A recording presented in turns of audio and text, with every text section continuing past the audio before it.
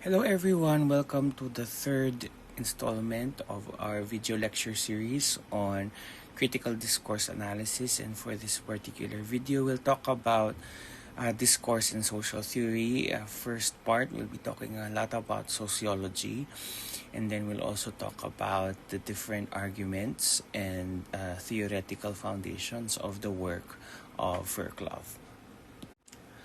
So for the first part, we'll be talking about the history of knowledge in sociology, particularly the different paradigmatic turns of the field. And we'll try to locate where we can make use of CDA in order to engage with these particular sociological paradigms. And then we'll go back and talk about Fairclough, which again is a key thinker in the field of CDA. And we'll talk about their assumptions and assertions in relation to text being a social practice, and then we'll end with a model that they forwarded in relation to the three dimensions of CDA, which is one of the basic foundations of understanding how text is connected to or embedded in social realities. For the paradigmatic terms of sociology, these are really just based on general sociology textbooks and works of sociologists. And then for the second part, we'll talk about Fairclough in their second chapter of their book. So there isn't really a formal timeline of paradigmatic terms in sociology. To be honest, I consulted Gen AI to be able to sort of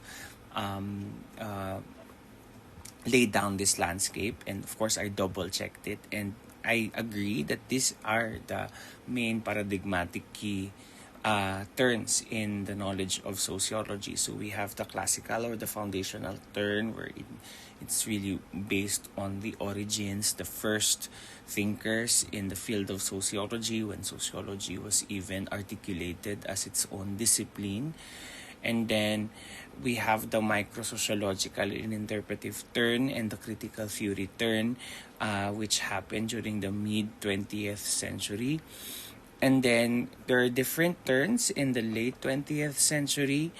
We have the structuration turn, particularly led by thinker Giddens, and we have systems thinking and cybernetics, which is usually forwarded or championed by Luhmann. And then we have the cultural linguistic turn, which is basically where most of the CDA can be found. And then of course we go to the current paradigmatic turn. In our current contemporary era, we have the algorithmic and computational turn in sociology, and we also have the post-human turn in sociology. So I'll give a brief description of these paradigmatic turns and sort of explain where CDA can sort of contribute in terms of developing the thoughts within these particular fields. So let's start first with the classical foundational turn, and this is around the late 19th to the early 20th century. So the focus of this turn is that this period is dominated by grand theories, a study of large-scale social structures. So basically, this is where our first founders were really engaged in. The primary concern was understanding the transition from traditional societies, agricultural societies, to modern societies. Of course, we have a lot of conversations around modernization, how life was socially organized in the time of socialization. And who are the key thinkers? Of course, we have Auguste Comte, who first coined sociology, often considered as the father of sociology, and he was the one who championed positivism, which argued that social reality can be studied objectively, and that the scientific study of society is a possibility. Actually, it was even called social physics during that time, because they wanted to really converse with heavy scientific thinkers during the time, where it was very much the center of modern life. Next, of course, we have Emil Durkheim, who focused on social facts, studied about social solidarity and the division of labor, talked about social forces, talked about the different social factors that contribute to suicide as their case, to be able to look at how large social structures really contribute to outcomes, and how it is important to have social organization, to have solidarity, to have division of labor. I won't be explaining, of course, all of the concepts that they forwarded. You have your theory courses for that, but this is just really a review. Next, we have, of course, Karl Marx. It concentrated on class conflict, capitalism, and economic base of society, the thesis, antithesis, and synthesis. We have the proletariat and the bourgeoisie. Those conversations, the means of production, conversations about alienation, and basically, this is where a lot of our critical thought is coming from conflict theory, right? And then we have Max Weber, who explored social action, rationalization, also the role of culture and religion in shaping society, talked about the iron cage, and also talk about formal organization. So that's Max Weber. And then we have Herbert Spencer, who introduced and applied principles of evolution to social systems, popularizing the concept of society as social organism or social Darwinism, right? So these are your classical and foundational terms. Basically, the focus here and the methods that were done were primarily macro level. So we look at demographic turns, large social structure, historical and comparative analysis. The focus on society was as an objective entity that exists outside of individual consciousness. And then in the mid 20th century, we also saw a micro-sociological or interpretive turn of sociology. And this is underscored by a shift away from macro structures to focus on face-to-face everyday interactions, on the importance of subjective meaning in how it is constructed and co-constructing society, and and how social reality, as I mentioned, is constructed.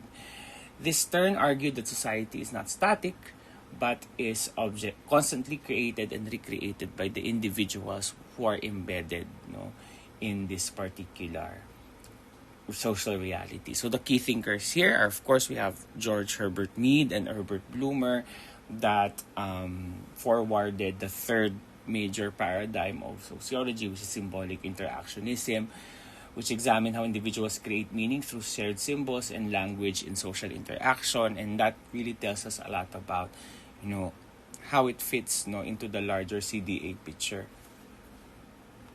And then we have Alfred Schultz, who is one of the thinkers that use phenomenology for understanding social reality and studied the lived experience of taken for granted knowledge of individuals. And of course, when we talk about sociology, we really talk about mundane things that we usually take for granted, but really contribute to larger social realities that are found in our lives. And then we have Harold Garfinkel, who talked about ethnomethodology, and basically ethnomethodology is a method that investigated the ways, the methods people used to make sense of the world and maintain social order and solidarity.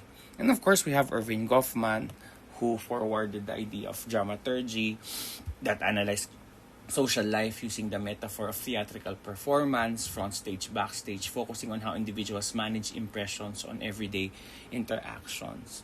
And that is how society worked and how it maintains solidarity and social order. And so the methods in this micro-sociological turn is really in the context of qualitative research, using methods like participant observation and detailed analysis of conversations. And then we have the Frankfurt School, the critical theory tradition, also emerging in the mid-20th century. This tradition is a critique of both capitalism and also positivism, as both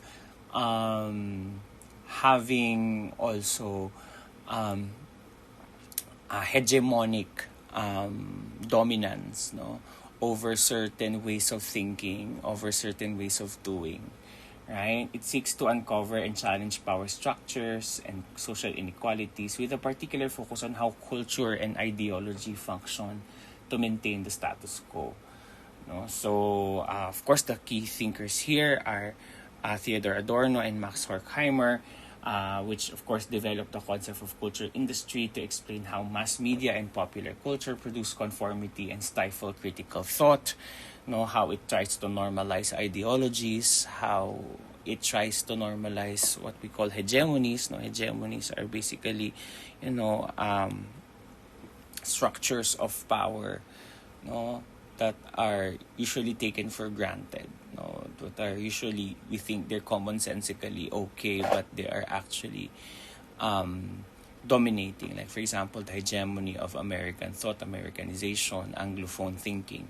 Right, so those are examples of hegemonies, or the hegemony of the global north versus the global south in terms of dominating conversation, scientific theory, economic policies, etc. And then we have Jürgen Habermas, a later generation critical theorist who focused on communicative action and the public sphere as sites of social change. So again, these are critical thinkers. So they view that reality is political, that there is social inequality that is found in the culture that we live in. So it emphasizes philosophical critique, interdisciplinary analysis, and a commitment to emancipation from domination. And then also, in the late 20th century, we had seen more contemporary theorists. Like, for example, we have the structuration theory that is primarily associated with Anthony Giddens, aimed to bridge the divide between macro-level structural analysis forwarded by the classical thinkers and micro-level agency, which is of course, looking at the symbolic interactionism side. It posits that social structures are both the medium and outcome of human practices. Structures enable action, but are also reproduced and changed by that action. So again, it is Anthony Giddens who developed structuration theory, which synthesizes elements of both classical and interpretive sociology. And also, this is one of the theories that Fairclough sort of looks at. Like, for example, if you text, is your agents, these are social agents, used by social agents, and it has a dialectic relationship with the social structures. So one of the sociologists that Fairclough has used to argue how text is both a deployer, a reifier, and also a co-creator of structure is Giddens' structuration theory. And then we have, of course, systems theory, which is led by Niklas Luhmann. This term views society not as a collection of individuals or structure, but as a complex system of communication. Society is understood as a self-referential system that produces and reproduces its own elements or communication. So this is more in the field of cybernetics, So it's developed, it applies concepts from biology and cybernetics into sociology. And then we also have Talcott Parsons, who is a foundational figure of an earlier systems theory tradition that emphasized functionalism and interdependence of social institutions. Although hindi talaga siya late 20th century, pero kino-consider siya as a systems theory sociologists. So the methodology here is highly abstract and theoretical, focusing on the logical operations and functional differentiation of social systems like the legal system, the political system, and science, and how they kind of interact with each other. And then, of course, we have the cultural and linguistic turn. This is where we find most of our CDA, right? So, a more explicit and systemic focus on language, discourse, science, and symbols are central to social life. This term was heavily influenced by post-structuralist thinkers and argued that reality is not simply represented by language but is also constituted by language. So there is a higher focus on analyzing symbols, analyzing language. Of course, we have Michel Foucault that argued that knowledge and power are inseparable and operate through discourse to define what can and cannot be said.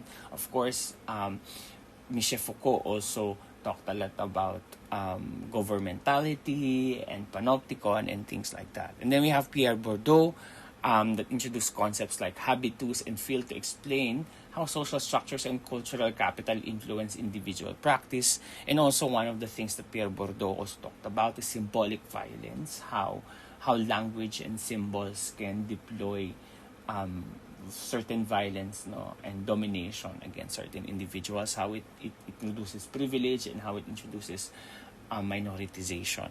And then, of course, not necessarily a sociologist, but of course, Jacques Derrida, we have very prominent post-structuralist thinker that developed deconstruction as a method for revealing how language meaning is unstable and interconnected as opposed to what we usually think. So, as we know that, based on the many contexts, language can be understood differently. And then we have Roland Barthes, a key figure in semiotics who showed that how cultural artifacts carry deeper ideological myths. And this could be some of the people that we will be able to come across with as we go deeper into studying CDA. And then, of course, very briefly, let's talk about where we are now in terms of the sociology that is being forwarded. Of course, we have the algorithmic or the computational turn in the early 20th century. It focuses on emerging turn centers on the social implications of big data, the digital world, and the growing influence of algorithms on human life. It explores how digital platforms, data-driven decisions, and automated systems are reshaping social structure, power dynamics, and individual identity. So ang focus here is, of course, how platforms and algorithms are shaping daily life, and then also it talks about how computer systems had been influencing the way we deal with people, the way we develop our idea of social reality, the increasing idea that social life is not merely an offline or an online thing. They're not merely just augmenting each other, but basically they are each other. They are a part of it. Your online life is an extension of your offline social life. So those of the conversations around this period. And then also the use of big data, computational methods, machine learning, natural language processing, big data, in order to study the social world. Right? So that's your algorithmic and computational turn in sociology. Right? And then, of course, this is where you find this information, post-truths. Some keys here is the regression of democratic thought, resurgence of far-right ideas, and how algorithmic structures, platforms are able to amplify those ideologies and make them more commonsensical.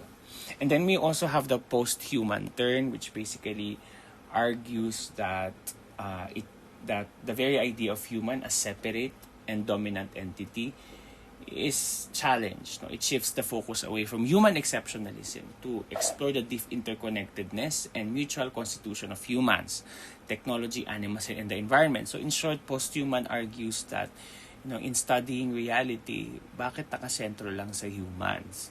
So ang argument is that technology also has agency, animals also have agency, environment also has life.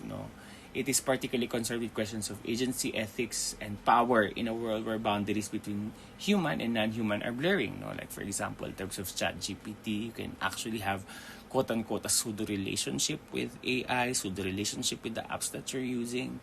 And so we have actor network theory, we have Donna Haraway and her works on cyborgs and companion, we have Rossi Bradotti who looks at the nomadic assemblages, It emphasizes material and discursive analysis, how discourse and materiality are already blurred. It now looks at the following. It looks at the network of actors, no, looks at the relationship between human bodies, technological artifacts, and ecological systems. So going back here in the paradigmatic terms of sociology, where does CDA sort of fit? So basically, no, a CDA is mainly found in the cultural and linguistic turn of sociology. No, it's the most direct lineage. No, so again, it takes the core idea that language is constitutive of social reality and makes it a central principle. No, so for example, Fairclough is heavily influenced by Foucault, and also Bourdieu, no? Instead of just studying what people say, CDA analyzes how language is used to construct power relations, ideologies, and identities. No? It also talks a little bit about structuration, no?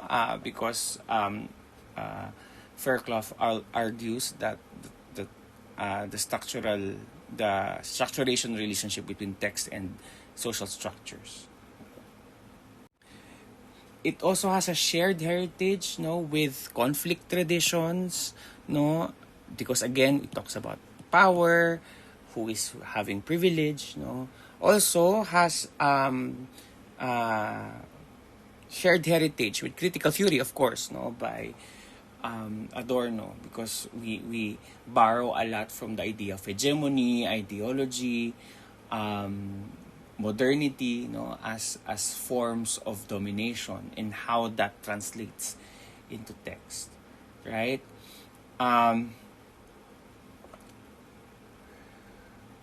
For the algorithmic turn, no, we can actually do CDA, no, for us to look at how, no, looking at how who controls the algorithms, no, what power structures or what matrices of domination is being normalized by the algorithms and the large amount of language that it produces every day, right? Yeah. Now, aside from talking about sociological theories and the theorists, no, it is also important for us to talk about social research methods. And when we talk about social research methods, there are three things that we ask. No? And the first one is ontology. So, for example, a social reality or a social research method, no, has an assumption about what social reality is. And then also we have epistemology that basically asks how do we know reality, and or sort of argues what are the legitimate ways for us to be able to engage with that knowledge. How do we able to produce knowledge? What is legitimate knowledge? So that's epistemology. And in terms of axiology, is what do we value? Like for example, let's look at positivism, which is of course not necessarily what we would use for qualitative research. But the ontology of positivism is that reality is outside in the social reality is outside individual consciousness, that it is objective, right? And that is something that can be measured, outside our subjectivities. And so ang epistemology nun is that we can actually create measures for us to be able to measure social structures. And there are, like for example, when you say family structure as a variable, then it can be measured whether it's extended family, nuclear family, dual income family, matriarchal family, patriarchal family, and there are sort of rules, and then you can categorize people based on that, and so you can actually objectively measure these social structures. And axiology, is that, it values scientific rigor, it values objectivity, it values neutrality, at least it tries to, say, to control context, to be as truthful as possible, especially that it believes that there's only one type of truth, diba? So but that's not our focus, no? I just used positivism as an example to demonstrate ontology, epistemology, and axiology. But CDA is placed within qualitative tradition, so definitely not objective, no? So let's look at the traditions first. Now, in sociology and in social sciences, now we have, generally, this set of qualitative research traditions, and this is something that is also shared within and outside the social sciences. So we have, of course, the ethnography. So for ethnography, the goal is to provide a rich and detailed description of interpretation of groups' culture, social life, and shared beliefs. No?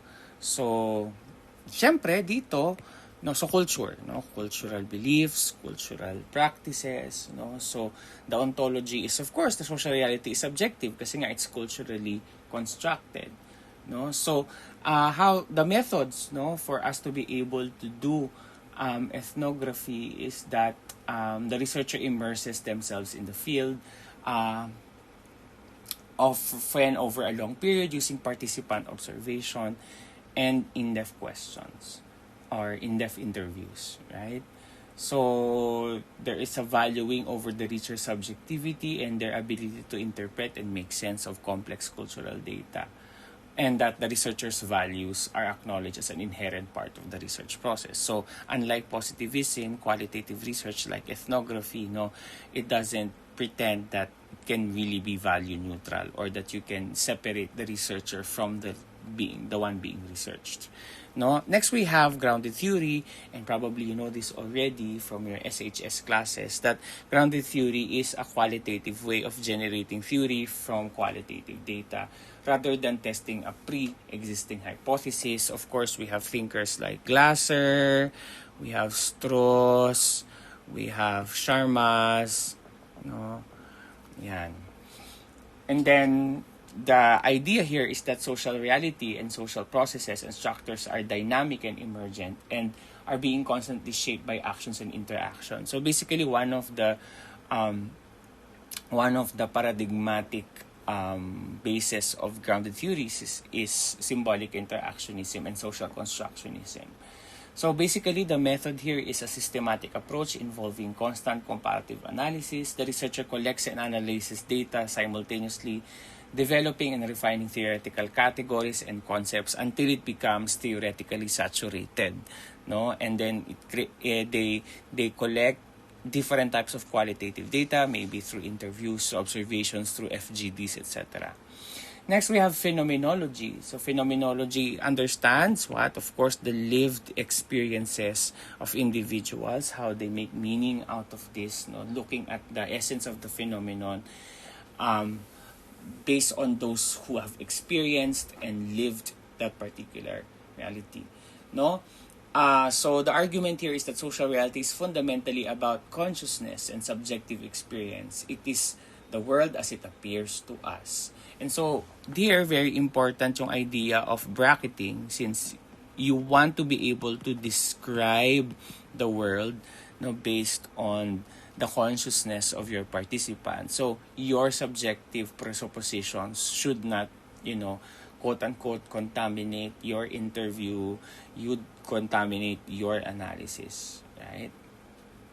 So it uses in-depth, semi-structured interviews to encourage participants to describe their experiences, usually grand tour questions, without the researchers' preconceptions. Next, we have narrative inquiry, which is based on narrative constructionism.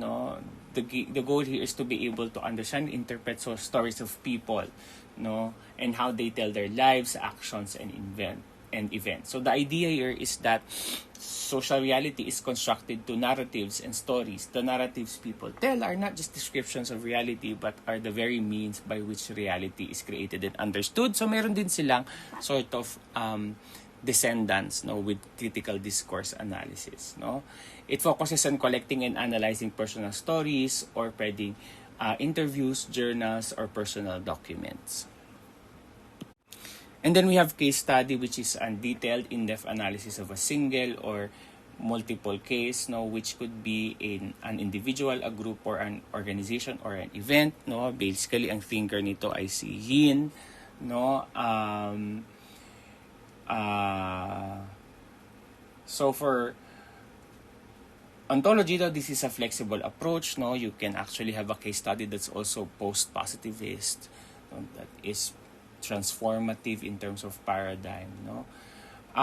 But basically, the goal is to be able to collect multiple methods and sources of data and try to, examine whether a particular case, no, is adherent to or is showcasing a particular theoretical argument. No? So that's your case study.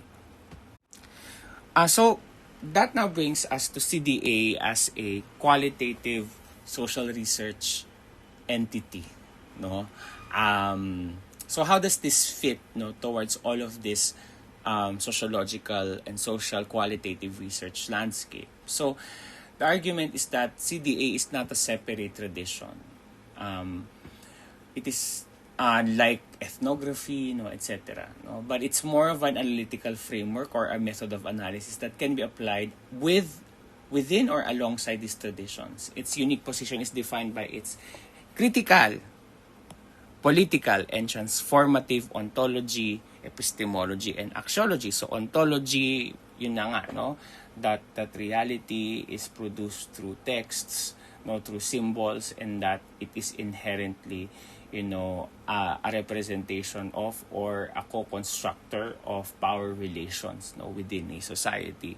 So the epistemology here is that looking at these power relations through a deep reflection with the texts, and then the axiology is that, again, praxis, dapat we are able to we are siding towards social justice, we are not value neutral, the core value is to expose social injustice, power imbalances, and to be able to do something about it, So now that we are able to see imbalances in the text, what do we do about it, So now, CDA is more of an analytical tool, not a data gathering method, because texts can come from so many data gathering methods. So mainly, if you're doing a corpus-based CDA, syempre, it might be a policy, a document, a post, or it can be something that it can be as a result of an interview, a soundbite, it can be a journal entry, It can be something that has been mined in the data. It can also be visuals. So, again, the analytical tool, CDA is an analytical tool, in terms of how you are able to get those texts is something that you will have to deal with, as a separate section on methods, But definitely, we have to see utterances, symbols, texts, and that is what we're going to work with analytically in CDA. And again, its interpretative stance is critical. So, like for example, earlier, like ethnography or grounded theory, you may not necessarily, be very much confined to looking at power relations. Maybe you just want to look at how things are socially constructed, and maybe you're not necessarily immerse yourselves with the power relations and the power imbalances and the social injustices. But in CDA, that is a non-negotiable. You always have to have that lens, that standpoint, that your goal in doing the research is to unveil this social inequalities as reified by the text. And again, it can be embedded in other research traditions, like for example, you're doing a more critical ethnography, like for example, how does the ideology of, let's say, disableism being deployed in emergency departments in a particular hospital, and then you try to look at the conversations, the texts, the policies, any material that has text that could deploy or silence disability inclusiveness. Now, in Fairclough's chapter 2, they talk about text as social practice. No? So again, how is text related to social reality? No? And these are some of the arguments that were found in that chapter 2. The first one is that texts are social events. So texts, whether it's spoken, written, or visual, are not just simply words that communicate something. They are part of social events where people act and interact. So these are speech acts. Texts are actions, right? Texts are events. They aren't just signifiers, right? For example, even the lecture is not just a language, it includes gestures, physical actions, and use of technology like what we're having now. So, for example, pagka sinabi natin meeting minutes, these are texts, but it represents, an event that had happened. Nagkaroon ng meeting, kaya mayroong minutes, right? Or for example, when we say, hi, hello, goodbye, kumusta po, these are actions, that signify a greeting, right? So, or for example, when you do your Aldab Calleserie na tweets, these are not merely just texts, on a Twitter or an X, but they actually create a story within stories, Ayan.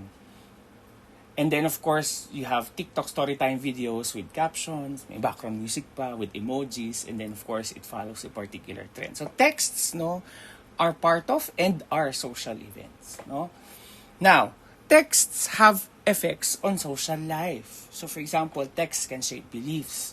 Texts can reify or create new power relations, but also causes, But there are also causes, For example, they are produced within social structures and produced by social agents, So social structures shape events and vice versa, So, for example, politicians sloganizing during election, like para sa masa, affecting public opinion, but also is shaped by populist culture. Kasi, sino ba yung masa? Who is categorizing the masa? Or for example, when you do,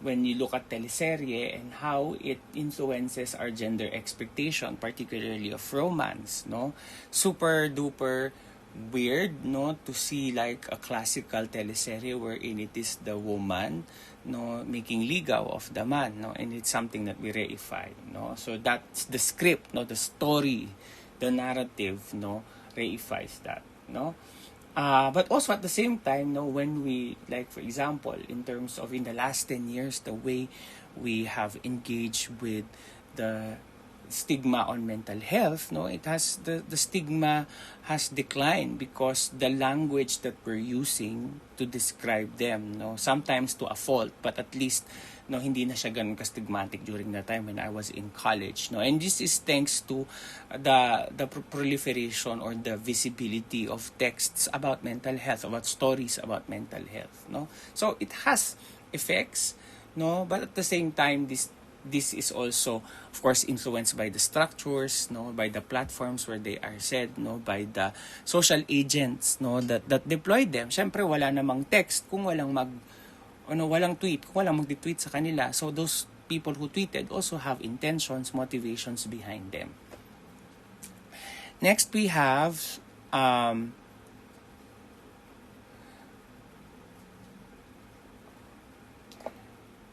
social agents and texturing. Right? So individuals texture texts. They combine words, ideas, and meanings into new relations. Meaning is constructed through these relations and not just found in dictionaries. Like for example, when an individual utters discarte, so it reframes resourcefulness as a social value, right? But of course, we do know that discarte has negative implications as well. But, just uttering the word discarte sort of argues the importance or the centrality of being resourceful, of being quote-unquote cunning, Next, we have, for example, Jejemon, language mixing letters, numbers to form a particular identity. So, and also sort of um, telling you what generation I am from. So for example, when I do use a lot of Jejemon, that's very millennial because of the type of technology that we had during that time in terms of the number digit keypad. Now we have to and then we have limitations over 120 characters for our texts. No, we didn't have Anli during that time, so we had to shorten our words kaya siya naging Jejemon. No? And then of course now when we say delulu, no, or delusional, no, it's now become a quip, no, in the Gen Z or in popular culture nowadays, no, to signify being delusional, no, and of course changes sort of the idea of what delusional really means, no. Of course, mental health delusions are a problem, no. So sort of delulu sort of separates that, no, from the seriousness of what delusions really are. And then also, Fairclough forwards the idea of orders of discourse. So this is basically a network of genres, discourses, and styles organizing communication. Like for example, the way we mix our language sort of tells us what is the communicative act, no, at the moment. So for example, in classrooms, no, we do formal lectures, and there's a way of speaking in a formal lecture versus, let's say, casual, Q&A, no. So for example, also, when we talk about the same event, for example, you would expect that the order of discourse when doing news reporting is different as opposed to when you do chismis talk show, no. Syempre mas iba yung language na ginagamit, iba yung standpoints ng mga pinag-uusapan, no, iba yung intention, no, and so iba din yung discourse that they are having, no. And that's the reason why when we feel like hindi match yung discursive practice with what we expect, there is a discomfort, no. So for example, there's a lot of discomfort in terms of using an order of discourse that is comedic in a announcement of walang pasok, no, of no classes, and during a typhoon. People found this distasteful only because this is not how we were used to organizing discourse in an announcement from a public agency. And that's why it feels weird, no, because this is not the order of discourse, no, in this particular setup, no, in a public agency sourced announcement, right? And then social practice, therefore, are articulations, no. So when we talk about, utterances or texts or language, we of course do not analyze them in detachment to other realities about the persons that who are talking about them, the social relations of the persons that they're talking to, or the public wherein the text is being deployed to, the beliefs, no, so the expressive materials, no, and the expressive components, no, beliefs, norms, values that come with the language, and also the very material conditions that they come with. So for example, when you talk about bayanihan as a discourse, right, or as a social practice, then we see in our head, no, neighbors physically helping moving a house, no, that's the symbol of bayanihan. And of course the language of community, 1 2 3 buhat, no, step, okay, derecho, no, so that's the, no. And then for example, in pageantry, no, you have language, no, for example, world peace, or a beautiful, confidently beautiful with a heart, no. So there's language that sort of, wow, pag kapag may sumasagot, wow, parang sumasagot ka ng pageant, wow, parang napaka Q&A naman ng pageant ang sagot mo, no. I believe, mga ganon. So that's a social practice that we usually found in pageants, no. And of course, body performance, no, kailangan prim, proper, regal, no. And then, yun nga, no, I remember watching a particular TikTok and then there's this parang paracela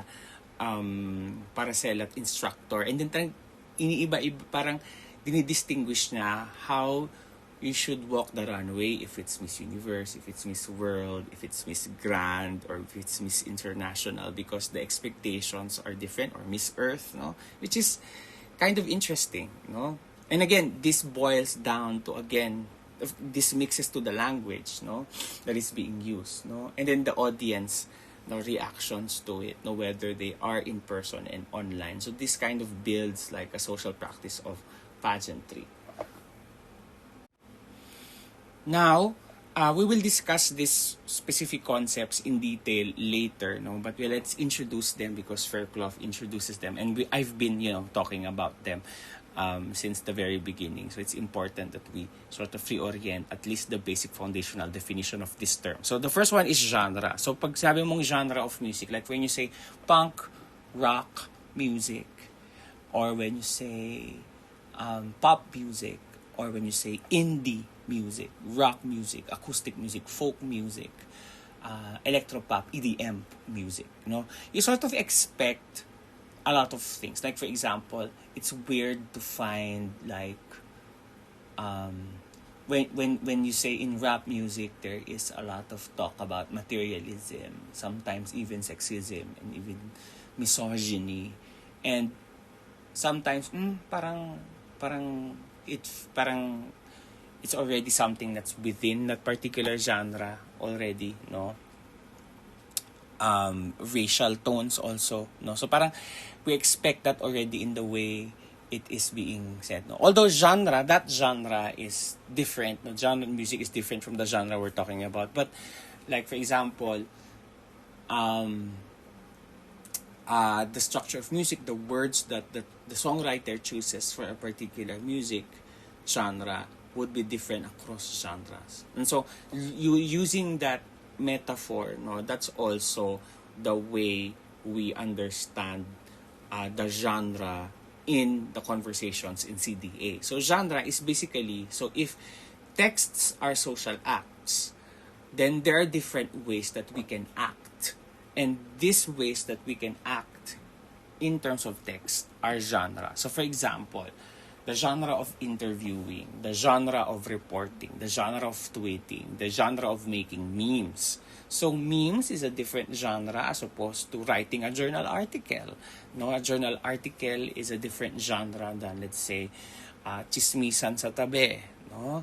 Or it's a different genre as, let's say, a Facebook post, right? And there are ways of acting that is being. And then as long as we have parang new platforms being produced every day, we have new genres of deploying text, no? Dati newspaper lang, and then now it became like BuzzFeed listicles, no? BuzzFeed listicles is in itself its own genre, no? And then we have like, 20 years ago we didn't have memes. Now we have memes as a genre, and then within these memes there are already other formats, no, genres that are part of it, right? And then you have news reporting, and then now within news reporting you have your articles, and then you have the tweet related, genre of news reporting, right? So it's also based on the platforms that are available, and then there are new genres of ways of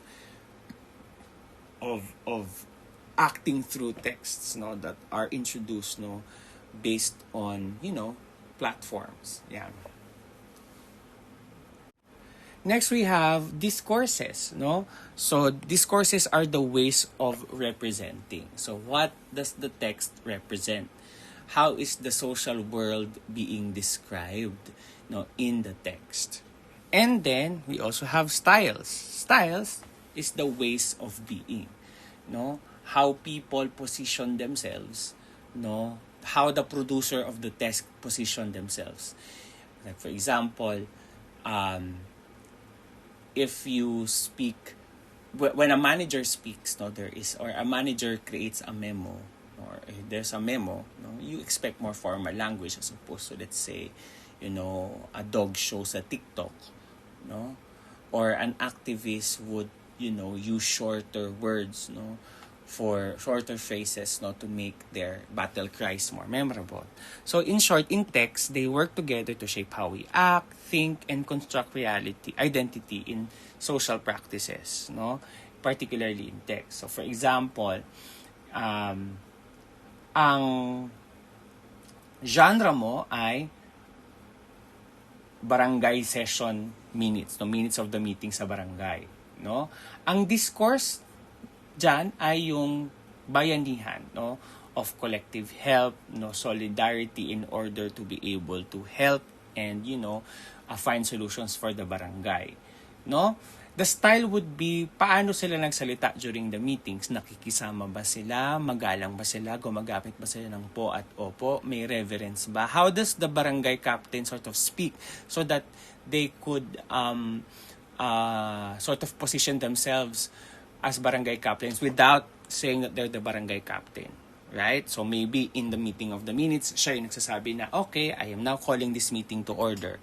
I am adjourning this meeting. I am determining the quorum.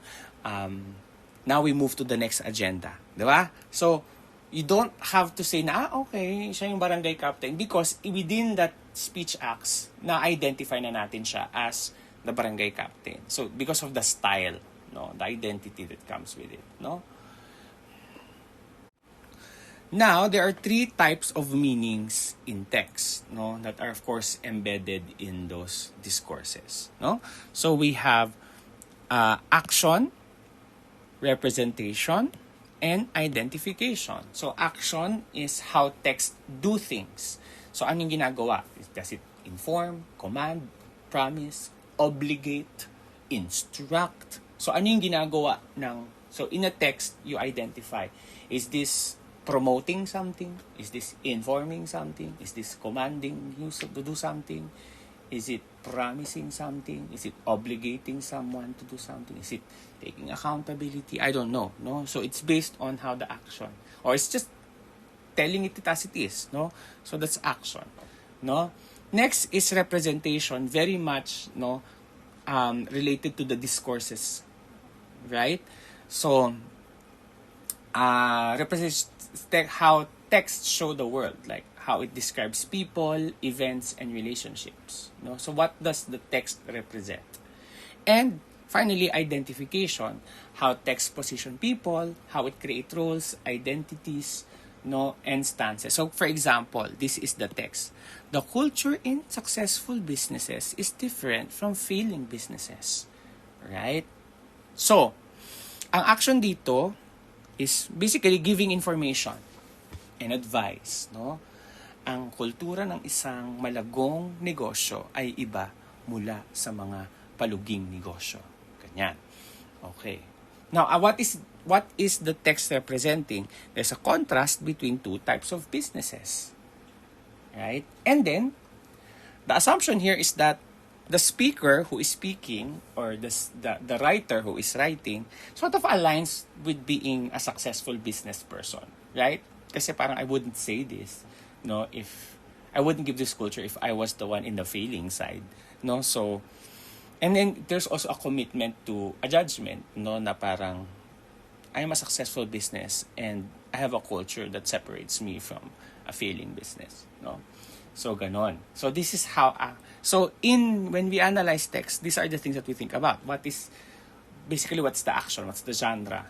Is this informing? Is it obligating? Etc. So, there are ways for us to analyze this. We'll get into those strategies later. Next is representation. What is it describing? What are its assumptions? And the assumptions within those descriptions. And then identification. The speaker, the one who produces the text, where do they position themselves, in this particular comment or particular input? And then Fairclough further forwards more concepts. The first one is genre change. It describes how communication moves across different stages and genres. And language is transformed at each step. So for example, yung, let's say, a stakeholder meeting sa isang hospital project. So yung meeting na verbal, oral, naging meeting notes. Yung meeting notes na yon naging official report kung ano yung napag-usapan. And then, yung official meeting report na yon ay ginawang policy brief. No? Yung policy brief, pinakita, no, sa binalik sa mga stakeholders and then finormalize na. So, makita ninyo kung yung policy brief na yon sa dulo, yung policy document na yon ay nanggaling sa maraming meeting. So, for example, yung mga HDA na nakikita ninyo na lumalabas sa email natin doesn't happen out of thin air. No? It is a part of a larger genre chain na pinanggalingan. So, bago siya naging HDA, which is in its own genre, no, may mga meetings yan sa academic council, sa mga college councils, pinag-usapan yan. Yung mga pinag-usapan na yan, naging meeting minutes na yan. Yung mga meeting minutes na yan, pinakita yan sa legal. Tignan kung legal ba yung mga argumentations dyan. And then, if i-draft, no, after i-draft, dadalhin ulit sa legal kung maayos, no, and then, pagkatapos nun,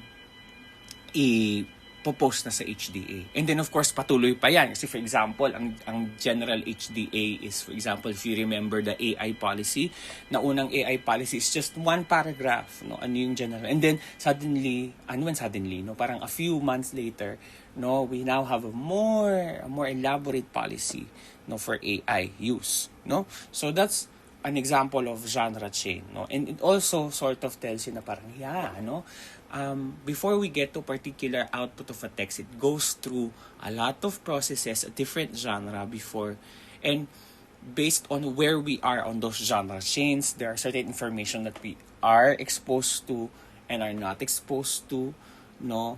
We are able to see the intentions of the motivations. Like for as someone who has sat within a college council, no, I sort of understand some policies, no, in a different light as opposed to, like, say, a faculty looking at that policy without, being engaged in the earlier genres where this chain of genres are connected to, no? Yan. And so, it appears that genres and governance are very much alike, no, or are very much linked, no? Because, genre sort of is an unspoken rule of how we should present texts in a given platform, in a given medium, right? And so, in a way, it also governs the way we act. Again, if creating texts, writing and orating texts are acts, and genre sort of tells us what we can do or cannot do in a particular genre, then it's a way for us to be governed in the way we engage our texts, right? So somehow, informally, for example, I have thoughts about a policy and I want to make it an HDA. I cannot just use my normal, casual, vernacular voice in the HDA, in the policy document. And so that is an example of how these rules of engagement in texts sort of constrain my behavior, no? So, basically, texts govern, and the way we are allowed to engage with text, they govern how social life is. No? It is a reflection of how social life is. It's organized. There are constraints, there are liberties, right? Genres of governance can be practical, or it can be regulatory. Practical, like for example, tweets are shorter because yun lang naman yung availability mo. So kaya yun ang practical. It can also be regulatory. Like for example, there are certain letters or certain memos that we have to send to legal first before we go, because we have to make sure that we are within legal bounds. And so that's an example of, how texts can be regulated and regulatory. And so, what happens is that we are talking about the same thing, but it can be contextualized, across the board. Like, for example, how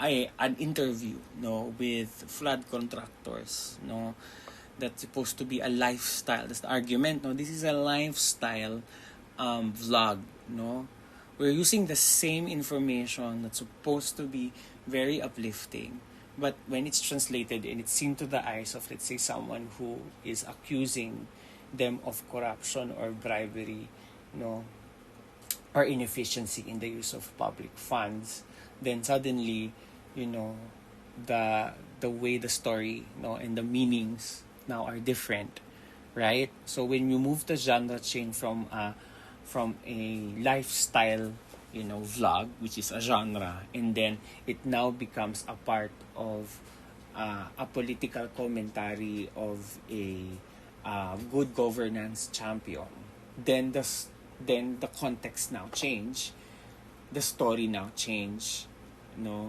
the discourses that are being deployed in that story now changes, so when language and meaning is lifted from one context and placed to another, and that's also very important when we talk about translation, right? And we do understand that, when we translate from one language to another, some meaning is added, some meaning is lost, right? And then there's also genre mixing, like combining different genres, in a particular social act. Like, for example, probably this is something that you do when you do your announcement. There has to be a change in, yung Facebook to Ibon, yung for profile pic change. At the same time, you have a profile, yung, hi, I am ganito, and I am inviting you to be a part of this particular organization, And then also there is an article about it, So this is genre mixing. So you combine different genres into hybrid. For example, a tourism ad that also works as a news feature. So for example, yun nga, so this creates new blended forms of discourse and shows how boundaries between information, promotion, and entertainment are blurring. Like, for example, yung blurring ng marketing and advertising and political positioning, political speeches, So these are examples of genre mixing. So nagkakaroon ng blurring. So yung effects ng isang genre ay nahalo na sa effects ng isang genre. And that's why we have budots, diba? So yung genre of entertainment and yung genre of election, advertisement, parang nagbo-blur na. And sometimes people would anchor on the entertainment side. And then, of course, we know that media and platforms are mediators, and they recontextualize and distribute meanings, both intentionally and unintentionally. So what you're seeing now is Fairclough's three-dimensional CDA model. So it has three nested levels. You have your text, which is your inner box. You have your discourse practices, which is your middle box. And your sociocultural practices, which is your outer box. So the insight here is that texts are never isolated. They are produced, distributed, and consumed within discourse practices, which themselves are shaped by broader sociocultural structures. So texts, these are the actual communicative products, news articles, speeches, memes, laws. CDA analyzes their vocabulary, grammar, and structure, right? Discourse practices are the process of producing, circulating, and interpreting texts. This includes journalism practices, algorithm curating feeds, classroom teaching routines, creating your memes, or curating your your profile pic, your IG feed, And then, sociocultural practices are wider cultural, economic, and political context that shapes and is shaped by discourse. So, dito na papasok yung mga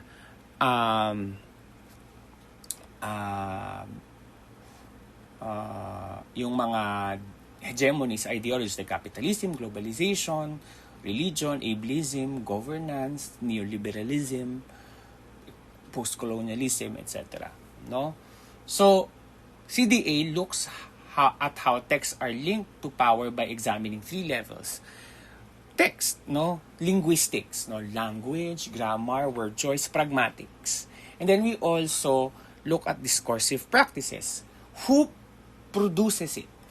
Who consumes the texts? under what rules? So, andito na yung mga genre analysis, right? Representation, and then we have social practice analysis, no? How it now all connects to ideology, power, relations, and inequality, no?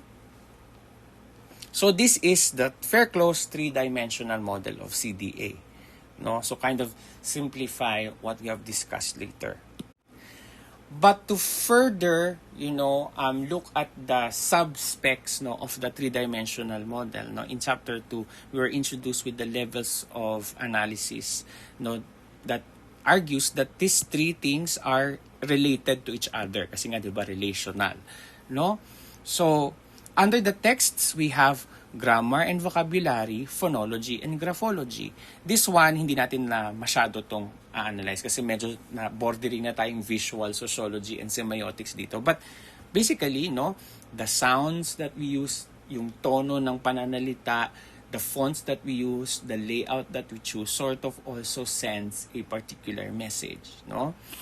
But basically, one of the things that we're going to look at, no, under the text level are grammar, vocabulary, lexical choices, modality, transitivity, voice, no? How does word choices, sentence structures, and collocations shape meaning? So, ito medyo nasa, linguistic level, no?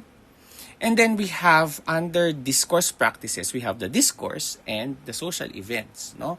So one, we talk about genres.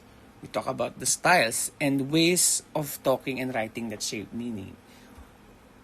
And then, of course, the media, where this is done. Okay, so concrete actions and interactions naman for social events. So ano naman yung social events, no? That where these discourses are embedded in. So, pwedeng meeting, is this a political speech, is this a chant sa isang rally, no? Or is this within the context of a corruption scandal, ganyan. So, we're going to connect it there, no, if it is possible. And then we have social structures, practices, and broader systems. So, we're looking at education, economy, religion, and the ideologies, no, that are intersecting with these structures. Ayan. So in this comprehensive video, we talked about, the paradigmatic turns of sociology and qualitative sociology and how it all fits, into CDA, or how CDA fits into the different turns of sociology. And then number 2, we talked about, the general concepts and assertions of Fairclough in the context of CDA, which again will be the specific conversations that we will be having in future lessons.